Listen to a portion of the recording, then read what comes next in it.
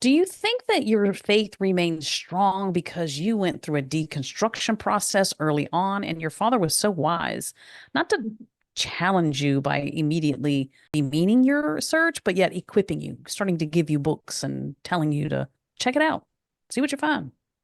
Yes, I think very early on with their authentic walk with God, they were hippies saved during the Jesus movement, and they didn't have a lot of the commercial, materialistic, Americanized version of Christianity. I grew up with a bunch of people who did not have much. Dumpster diving was a thing that actually happened. Everything we had was shared. It was a unique growing up experience for the first part of my childhood till I was about a teenager when the business moved into the church, and it did take over the church and things drastically changed. But prior to that, there was a very authentic talk amongst people where they would say things like, what is God saying to you? What is he doing in your life? What is he showing you? And I grew up around that.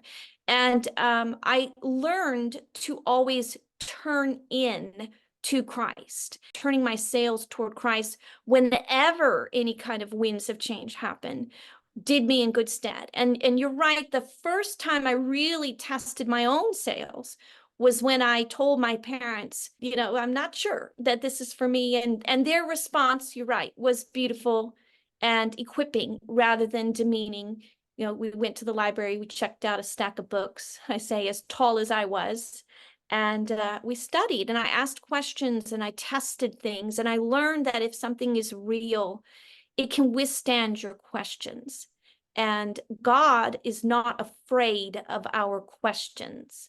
And I think some people are afraid that if they bring their questions to God, they'll be squashed or kicked out. And unfortunately, that may have been some people's experience. They bring questions and the leadership may not have learned enough or studied enough or felt secure enough to answer those questions, and they'll squash him, kick him out, whatever. There's been some really bad histories of people responding.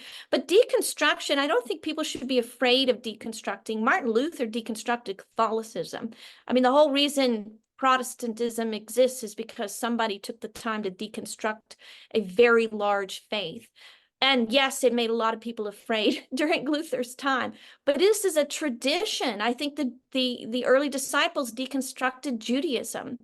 This is a time-honored tradition to ask questions, to test things. Are they going to withstand? And then only stand on the things that are going to withstand time.